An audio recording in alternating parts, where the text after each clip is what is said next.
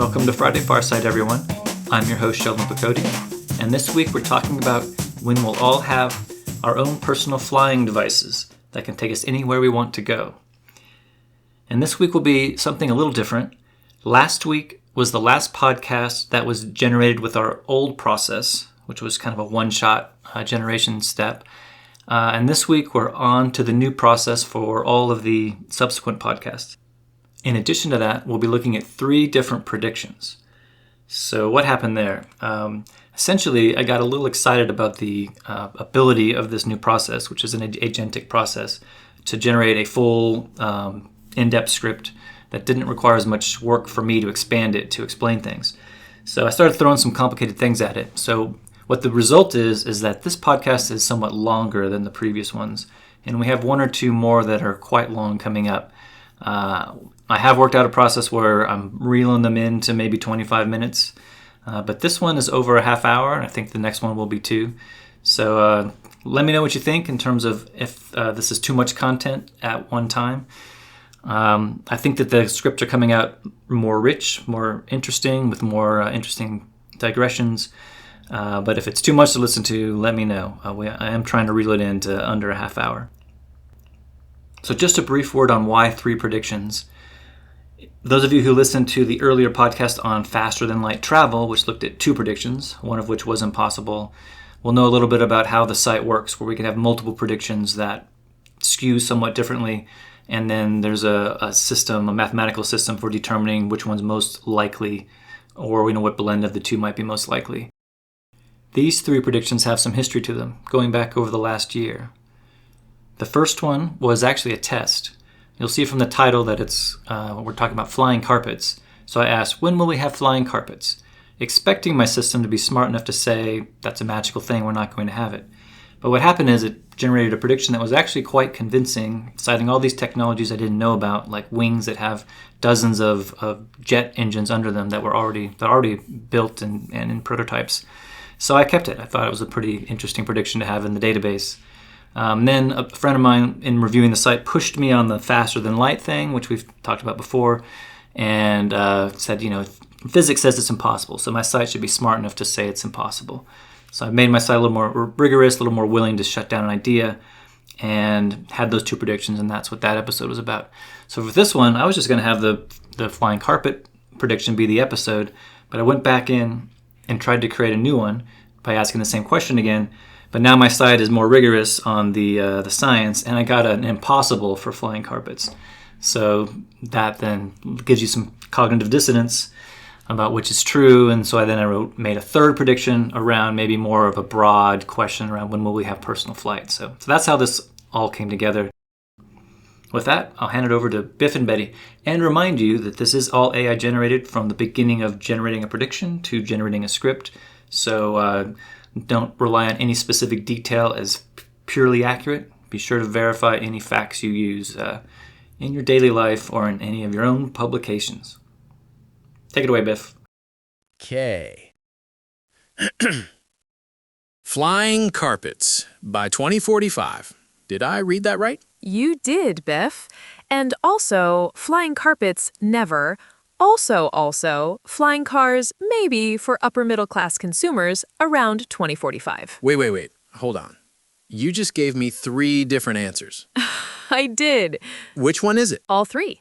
Welcome to Friday Farsight. This week, we're doing something a little weird. Strategic Farsight, the AI-powered timeline of the future, has 3 predictions about personal flight, and they do not agree with each other at all. 3 predictions, 3 different futures, 1 podcast. I love it. Lay it on me. So, prediction 1 is the optimistic flying carpet. By 2045, plus or minus 10 years, we'll have ultra-thin, rollable personal transportation devices. Quiet, safe, maneuverable. You unroll it on your living room floor, you step on, and away you go. Like actual Aladdin stuff, magic carpet over Agrabah stuff. Essentially, yes. Distributed electric propulsion, metamaterial platforms, AI stabilization. That's the dream. And prediction 2? Prediction 2 says never. Not in 2045, not in 2100, not ever. The author lays out a physics case, an economics case, a safety case, a noise case, a regulatory case, and says mass market flying carpets are fundamentally impossible. Whoa, that's not skepticism. That's someone called the cops. Party's over. All you stoners go home. Seriously. And prediction 3 is the middle path. Personal aerial vehicles, eVTOLs, electric vertical takeoff and landing aircraft, reaching the mass market by 2045, give or take 8 years. Priced like a luxury car, $100,000 to $300,000. Okay, so a yes, a no, and a maybe. And Strategic Farsight just holds all three in its database like a waiter balancing 3 dinner plates? Pretty much, yeah. And that's actually one of the things we're going to unpack today. But first, let me tell you what's really striking about the confidence scores. The optimistic flying carpet prediction is 37% credible. Okay. The pessimistic never prediction is 93% credible. Ooh. And the personal aerial vehicle one, the sober middle path, is 46% credible. So the one that says it'll never happen is the most believable, by a landslide. By a landslide. That's upside down. That's the whole story, actually. Normally, when we do futurism, there's this built-in bias toward optimism. The future will be amazing. We'll all have jetpacks. It's almost a gravitational pull in the field. But the moment you let a rigorous analytical model check the math says no jetpacks for you. Pretty much. And the thing is, the math isn't being cruel. It's being honest. All right, let me ask the question every listener is thinking. Flying carpets are cool. Why are we telling them flying carpets aren't coming? Because the story is better than that, Biff. It's not they're not coming. It's what happens when our oldest technological fantasy finally meets thermodynamics in a dark alley. And thermodynamics has brass knuckles. Thermodynamics always has brass knuckles. Okay, well, give me the dream first before you break my heart. The argument is that 3 technologies are converging. 1. Metamaterials. Professor Julia Greer at Caltech has been building materials that are 99.9% air, but still structurally sound. Wait, 99.9% air? That's not a material. That's a rumor of a material. They're called architected lattices. Imagine the Eiffel Tower, but the struts are the width of a human hair, and the tower is the size of a sugar cube. Repeat that pattern trillions of times, and you get a material that's mostly empty space, incredibly strong for its weight, and, crucially, engineerable. You can tune whether it's flexible, rigid, or somewhere in between. So you could have a mat that rolls up like a yoga mat and then becomes stiff enough to stand on, just by flipping a switch. Close to that, yes. Greer said in a 2019 interview that her cellular architectures could revolutionize transportation. For a flying carpet, that's step 1. Okay, point 1, accepted, weirdly. 2. Distributed electric propulsion. Instead of one big engine, dozens or hundreds of tiny motors spread across the platform. And this isn't exotic anymore. Lilium's jet has 36 electric jet engines distributed across its wings. NASA has been researching it for years. Many small engines give you redundancy because if one fails, the others compensate, and efficiency because you can direct thrust exactly where you need it. So the rug has like a synchronized swimming team of drones living inside it. That's a nicer image than mine, sure. 3. AI stabilization. This is the invisible part, but maybe the most important. Balancing a person on a flexible platform in midair requires control systems running thousands of corrections per second. Every gust, every weight shift, every motor variation has to be compensated for, constantly. It's like balancing a broom on your palm, except the broom is your friend, and the palm is 100 tiny engines firing at slightly different rates. And we can do this now? The foundations exist. They come from drone swarm coordination and from what's called inherently unstable aircraft control. Modern fighter jets, like the F-16, are aerodynamically unstable by design.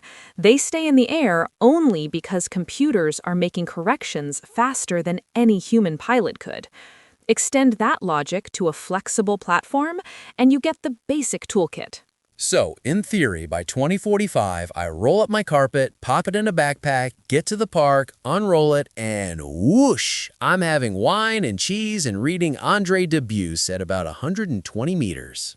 That's the preem, and the prediction gives us specific numbers. Top speed, 30 to 40 kilometers per hour, flight time, 15 to 25 minutes per charge, max altitude, 150 meters, limited by regulation. Nailed it. Except 15 to 25 minutes?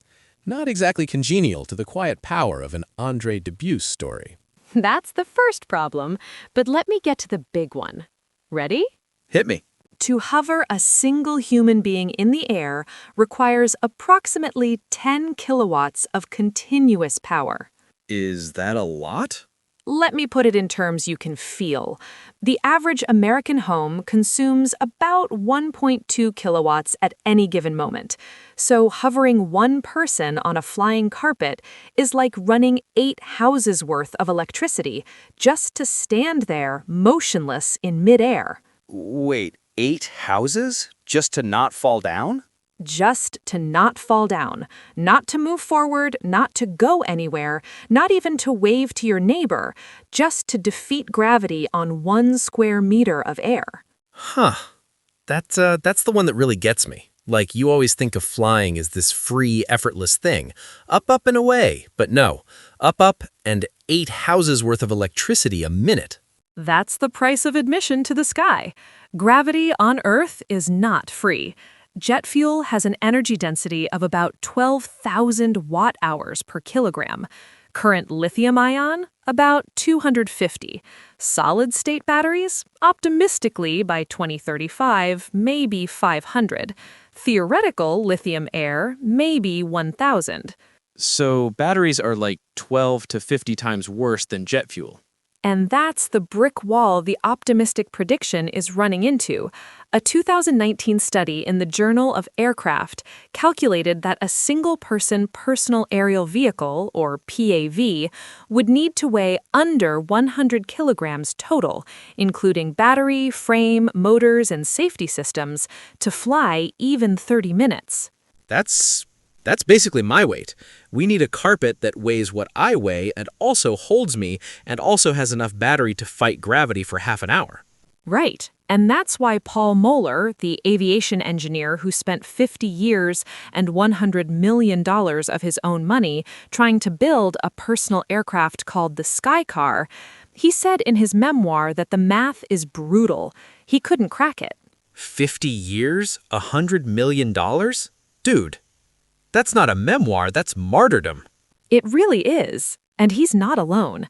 That's the graveyard the optimistic prediction is walking through.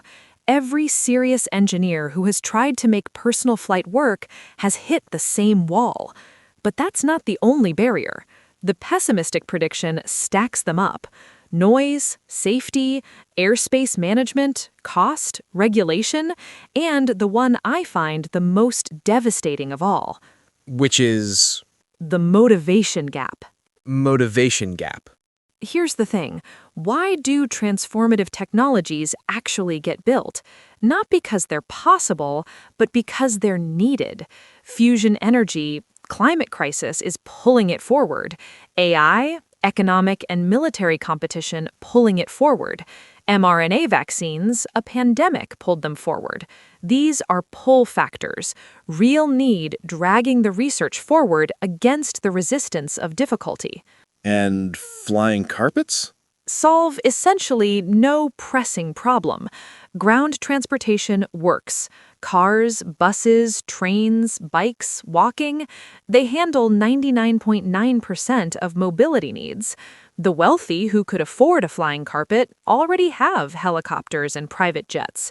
The middle class doesn't actually want to fly to work. They want cheaper, faster ground transit. Huh. So it's not that flying carpets are physically impossible exactly.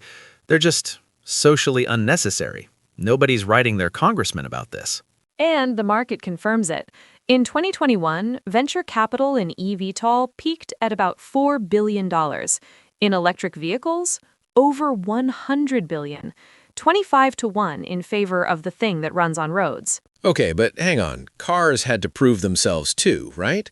In 1900, everyone had a horse. Someone had to believe in cars before anyone needed them. There was a motivation gap for cars at first. Fair, but here's the key difference, and I've been stewing on this one all week. Cars replaced horses on the same substrate. Dirt roads became asphalt roads. The geometry stayed the same. Flying carpets are asking humanity to open up a whole new dimension with its own infrastructure, regulations, hazards, weather, and they're competing with something that already works pretty well. It's not like cars replacing horses, it's more like asking everyone to commute by gondola. Gondola? Yes, like at a ski resort. Personal transport hanging from cables. Kind of a 50s sci-fi analogy, but I can see it. Not all that expensive to rig up networks of cables, I guess. Probably cheaper than roads, trains, flying cars, all of them. But we haven't done it. And there's a reason. Ground transportation isn't just habit. It's matched to human geography. We live in neighborhoods. We go to stores. We cross town. The 2D grid of the road network is actually a very good solution to the problem we have. Adding a z-axis doesn't solve anything that wasn't solved already. Okay, I'll give you that one. Let me ask about noise, though, because that was on your list. Noise is the silent killer of this whole vision. Silent killer of the loud thing. I see what you did there. Thank you. Here's the thing. Helicopters are among the most regulated aircraft in urban environments because they're loud. The Robinson R-44, one of the quieter models, produces 82 to 90 decibels at 500 feet, which is about a garbage disposal running next to your ear. Cities routinely ban or restrict them. New York has fought helicopter tour operators for decades. Right. And drones, which are far quieter, are also facing backlash. Amazon's Prime Air delivery drones produce about 60 decibels at 40 feet. That's conversation level. And still, residents of College Station, Texas, lobbied successfully to restrict test flights in 2022. And these are people dealing with maybe a dozen drones over their heads, not a million. So even the quiet ones, people are saying no. And there's something called swarm noise. NASA's Langley Research Center studied it specifically.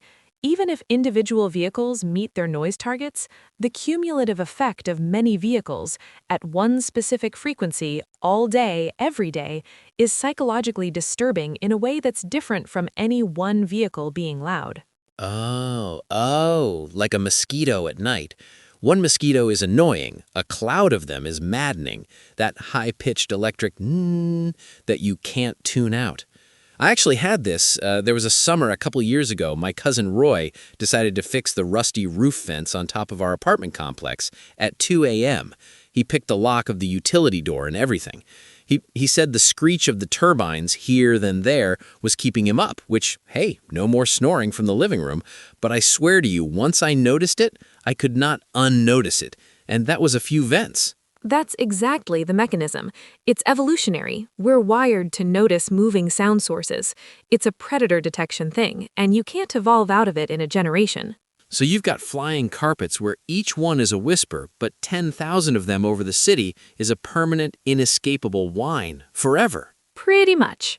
I am no longer sold on the dream, Betty. Let me hit the next one. Safety. Yeah.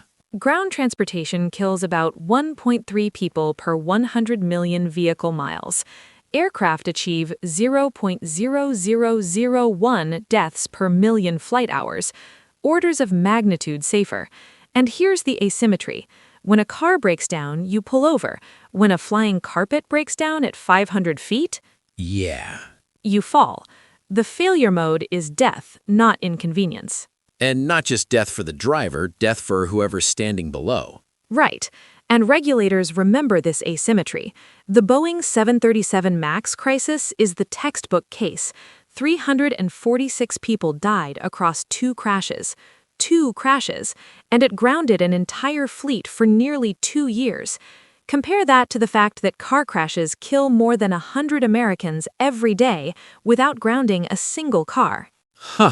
We just tolerate car deaths. It's normalized. Normalized over a century. A flying carpet crash isn't normalized, it's a spectacle. It makes the news. So regulators will never accept car-level accident rates for flying devices. They'll demand aircraft-level safety, which requires redundancy. Multiple motors, multiple batteries, multiple computers, ballistic parachutes. Each one adds weight, which requires more power, which requires more battery, which adds more weight. A death spiral, literally. Missy Cummings at Duke, a former Navy fighter pilot turned robotics expert, has this great line. She says the redundancy you need to make personal flight safe would make the vehicles so heavy and expensive they'd be self-defeating. You end up with an aircraft that's 80% safety systems by weight. And at that point, you haven't built a flying carpet, you've built a small helicopter. The kind you can't roll up and put in your backpack, I'm guessing. Okay, so energy is a wall, noise is a wall, safety is a wall, money's probably a wall too. Deloitte analysis. Even at scale, a basic PAV would cost $150,000 to $300,000, with operating costs above $50 an hour.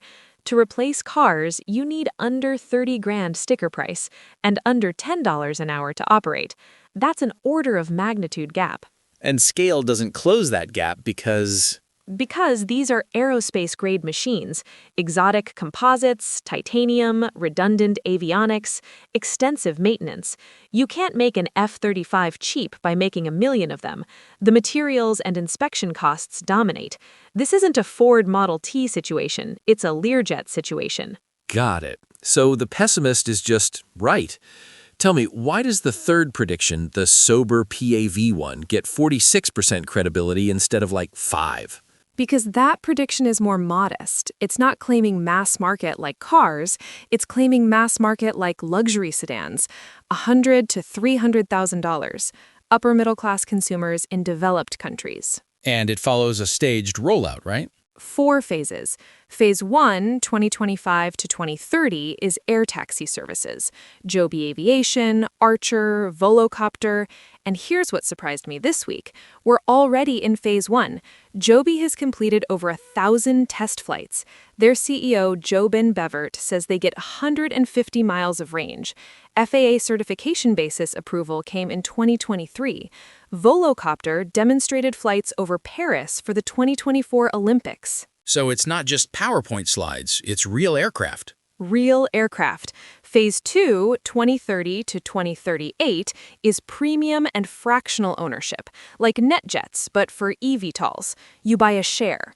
Phase 3, 2038 to 2050, is when costs drop to luxury car range. Phase 4, 2050 to 2070, is true mainstream, if it ever arrives. Huh.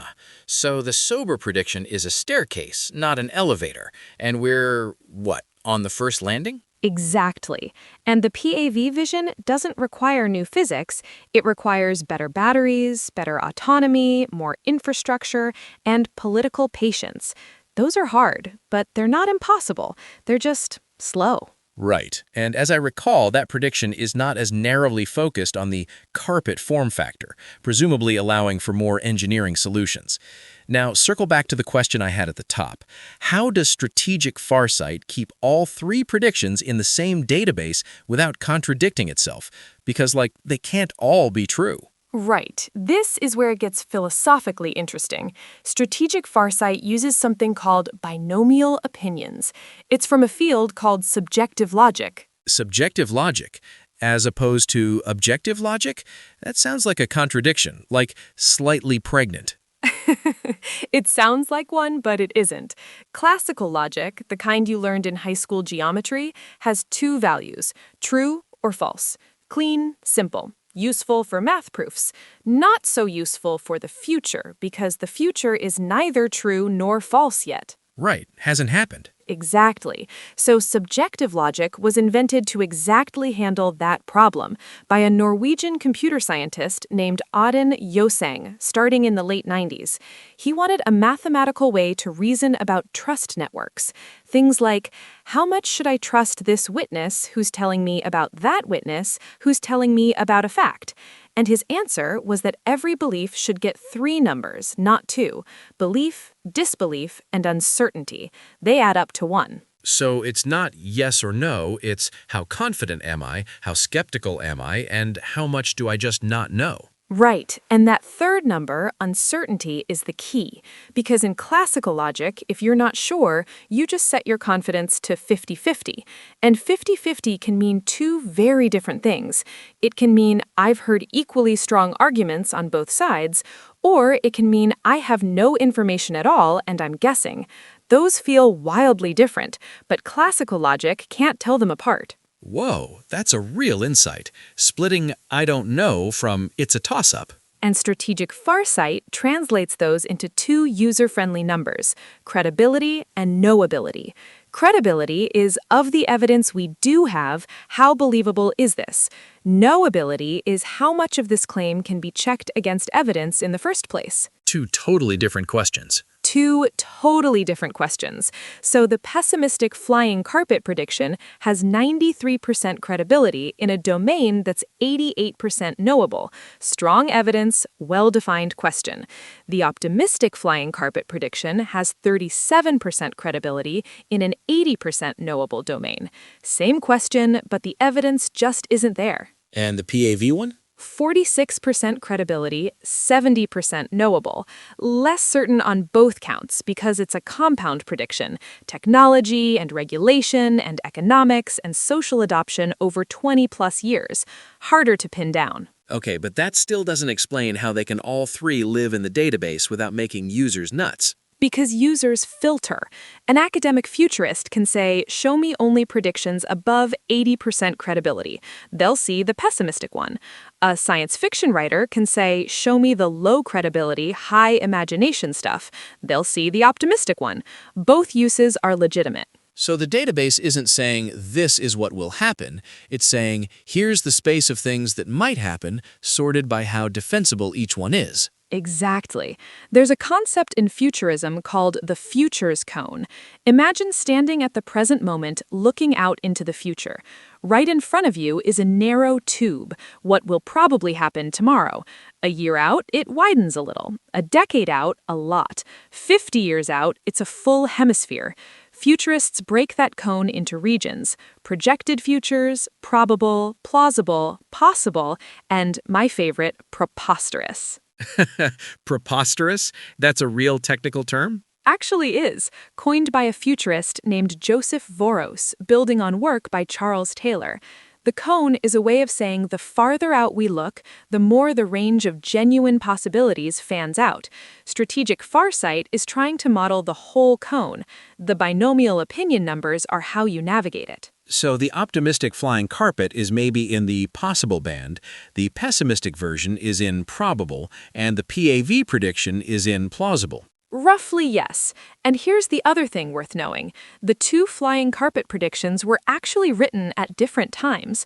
The system has gotten more rigorous as it's evolved. The optimistic prediction came earlier under looser standards. The pessimistic one came later with more rigorous methodology. So the database is aging in a healthy way. The old predictions aren't deleted, they're contextualized by the newer ones. And that's a really good model for any kind of speculative knowledge, I think. You don't delete the old map when the new map comes in. You keep both with timestamps so future researchers can see how the thinking evolved. It's a history of ideas as much as a picture of the future. Okay, I want to zoom out. Picture me in 2045. What does the sky over my city actually look like? Let me paint the synthesis based on all three predictions. The most likely scenario is air taxis. Not flying carpets, not personal ownership for everyone. Air taxis. Like Uber, but with rotor blades. Pretty much. You go to a vertiport, which is a rooftop pad with charging stations and maintenance bays. You take an eVTOL across town, maybe 15 minutes instead of 45 in rush hour. It's not in your garage, you don't own it, but it saves you a lot of time on specific routes. And this is for everyone? This is the part that really troubles me. In the optimistic scenario, it's for people who can afford $15 a mile, wealthy commuters. Everyone else is still stuck in the traffic they've always been stuck in, looking up and watching the sky taxis go overhead. Oh man, that's what the pessimistic prediction called the Skyway Divide, right? Skyway Divide. And it's going to be brutal politically. Think about it. We already have debates about private jets and climate justice. Imagine that same debate every day in every city, visible from every window. You're stuck on the 405, and you look up and see some hedge fund manager zipping past you in 3 dimensions. And then someone flips somebody off, and it wears on the social fabric. While everyone else yearns to be up in the sky, too. Which takes us to a concept urban planners have. It's called the Lewis-Mogridge position. Any new road capacity you build gets filled up with new traffic until it's congested again.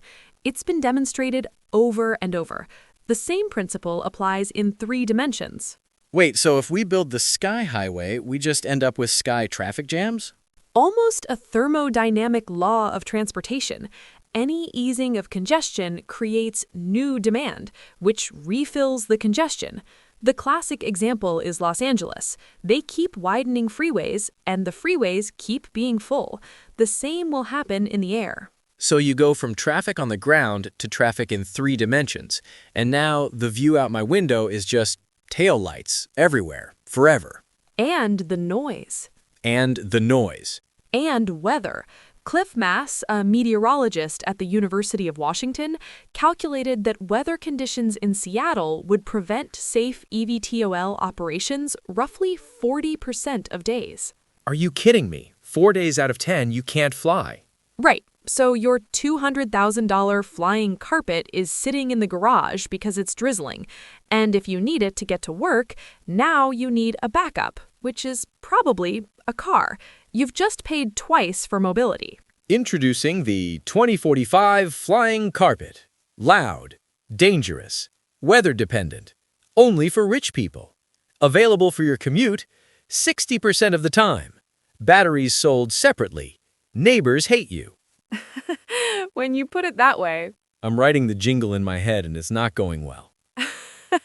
Stick to the podcast, Biff. Oh, I am. Okay, so if this is such a bad idea, is there any good news? Give me something to hold on to. Here's the thing. Even if mass market never happens, the niche version is still pretty remarkable. Oh, okay, give me the good news.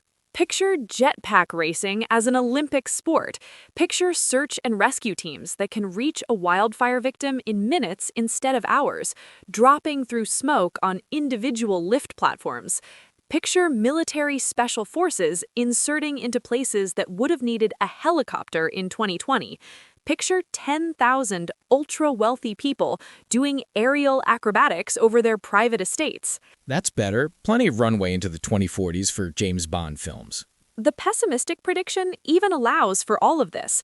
It just says this isn't a replacement for the 1.4 billion cars worldwide. It's 10 to 50,000 users globally. That's not mass market, but it's still a profound transformation in specific domains. So the niche future is real. It's just not the Aladdin fantasy for everybody. And here's the emotional question I want to leave listeners with. The pessimistic prediction ends with a line that's been rattling around in my head all week. It says, "Some beautiful dreams, examined closely, reveal themselves as nightmares in disguise." Oof, that's a cold way to close an article. Think about it, though. We romanticize flight. We think of it as freedom, liberation, the literal overthrow of gravity, which has held us down since we crawled out of the ocean. Every human culture has a flight myth. Icarus, Bellerophon on Pegasus, Aladdin, the Navajo bird people, the Hindu Vimanas. These stories go back thousands of years. They're not stories about transportation. They're stories about transcendence. Yeah. You don't write myths about horse carts. Right. And so when we imagine the future of personal flight, we're not really imagining a vehicle. We're imagining an escape from being earthbound creatures. But the actual mass market flying carpet world, if it existed, is noisy, dangerous, stratified, weatherbound, ugly. Maybe the dream was always more beautiful than the reality would have been. Maybe the dream is doing something for us that the reality never could. So Aladdin was a warning. Or at least Aladdin had magic on his side. That's the thing. The mythological flying carpet worked because of magic. It didn't have to fight thermodynamics or reason with the FAA or satisfy an insurance underwriter. The moment you remove magic from the equation, you get engineering. And engineering says 10 kilowatts to hover, 80 decibels to propel, $100,000 to certify, 40% of days grounded by weather. And yet, I still want one. Of course you do. You know, I read Arabian Nights when I was a kid. The flying carpet stuck with me out of everything. That image of just like sitting cross-legged on a rug at 10,000 feet. It's the most relaxed image of flight ever invented. No seatbelts, no turbulence, no TSA, just you and the sky and a rug. And that's the thing. We all want that image. And that wanting is, I think, actually the most interesting data point in all of this, because we want it so badly that Strategic Farsight felt the need to write 3 separate predictions trying to figure out whether we can have it. And the answer turns out to be probably not the way you imagined, and probably not for a long time, and probably not for most people, but maybe a little for the lucky few in specific places doing specific things. You know, that's kind of how a lot of the future is going to feel. Maybe that's the real lesson of this whole episode. The future isn't a single prediction. It's a cone of possibilities. Some probable, some plausible, some merely conceivable. Learning to live with that uncertainty, learning to reason with belief and disbelief and I don't know as 3 separate things, that might be a more important skill than any one prediction. All right, before we go, remind me where people can check this stuff out themselves. Head over to the Strategic Farsight website. You can read the full text of all 3 predictions, filter by credibility and knowability, and build your own timelines of the future. Each prediction has its binomial opinion values published, so you can bring your own filters and construct the future's cone that makes sense for you. And next week? Next week is a surprise, but we'll try to pick something a little more upbeat. The Future's Cone, offering probable enjoyment. Talk about bad material for writing a jingle. It will be something much more optimistic than flying carpets, I promise. Thanks, everyone, for listening to Friday Farsight. I'm Biff. I'm Betty. The next time you see a bird in the sky, Realize it's a metaphor for carping disappointment.